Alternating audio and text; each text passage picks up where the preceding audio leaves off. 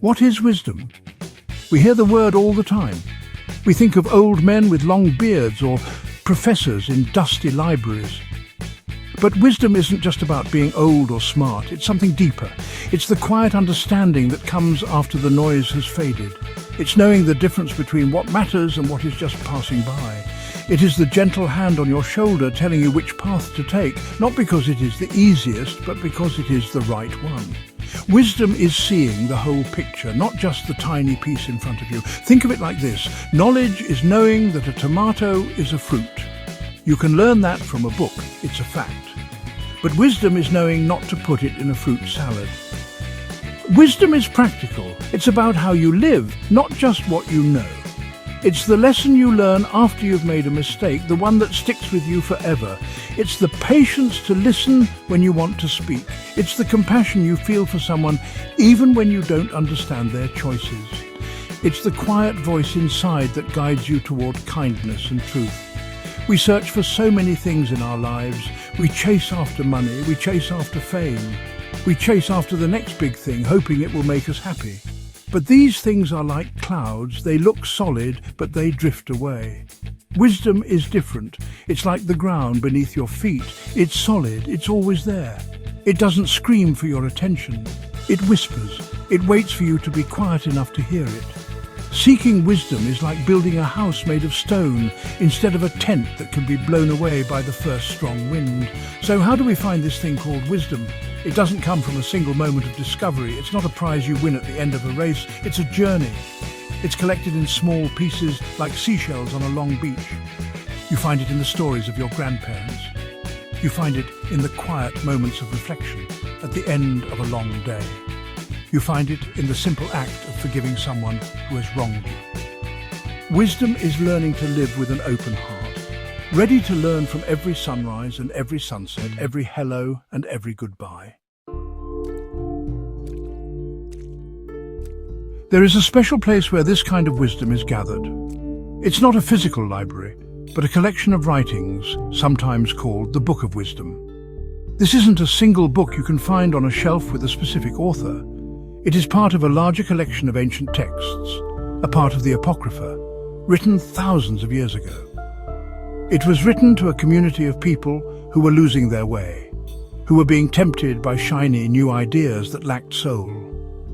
It was a letter from a wise friend, reminding them of what truly lasts and what is worth holding on to. Imagine a world filled with distractions, a world that tells you to value riches and power above all else.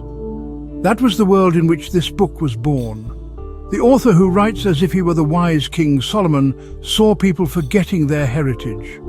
They were choosing a life of temporary pleasure over a life of lasting meaning. The Book of Wisdom was a response to this. It was a powerful reminder that true wealth is not found in gold or silver, but in the richness of a righteous and understanding heart. It speaks directly to the soul, cutting through the noise of the world. The book itself is like a long, beautiful poem. It doesn't just give you a list of rules to follow. Instead, it paints a picture of wisdom as a living, breathing thing. It describes wisdom as a spirit, a companion who was with God at the very beginning of creation. She is pure, she is bright, she is a reflection of eternal light. The author invites the reader to fall in love with wisdom, to seek her out like a beloved friend. He wants us to understand that wisdom is not a cold, hard concept, but a warm, guiding presence in our lives. So when we talk about the Book of Wisdom, we are talking about more than just old words on a page. We are talking about a timeless conversation. It's a conversation between the past and the present, between a wise teacher and an eager student. It's a guide for anyone who has ever felt lost. It's for anyone who has ever wondered if there is more to life than what we can see and touch. The book extends an invitation. Come, it says, and learn the secrets of a life well lived. Learn how to find peace in a world of chaos.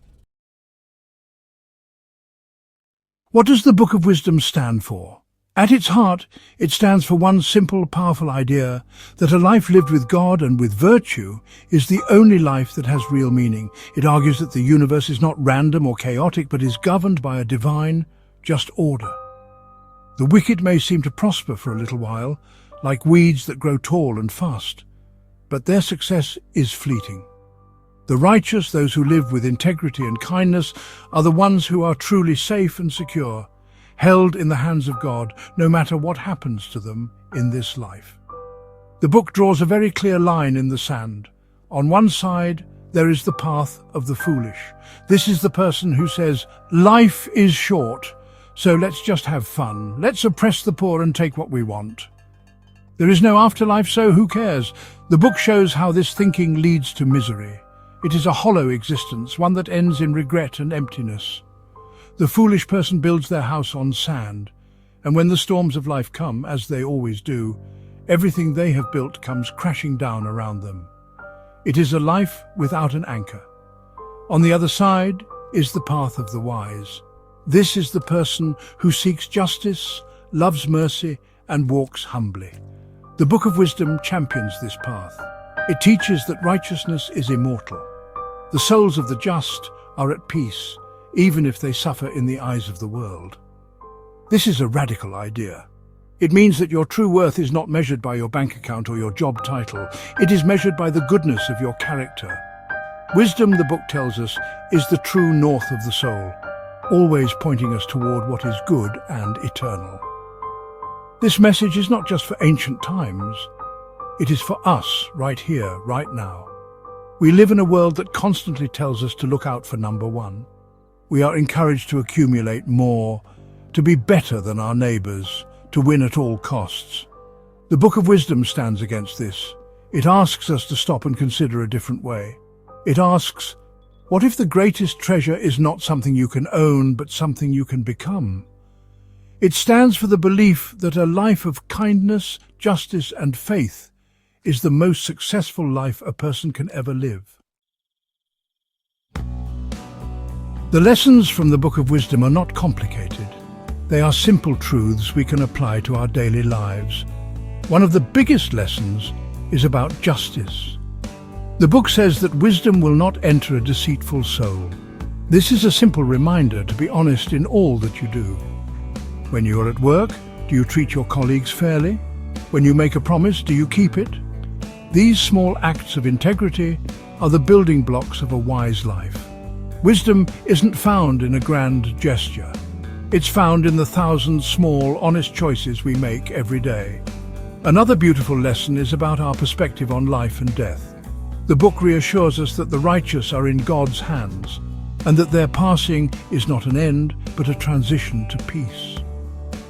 Think about how this can change the way we live. If we are not afraid of the end, we can live more bravely and more fully in the present. We can love more deeply, we can forgive more easily, we can let go of petty grudges and small anxieties because we know they are not the final chapter of our story. This gives us the freedom to focus on what truly matters: love, connection, and legacy.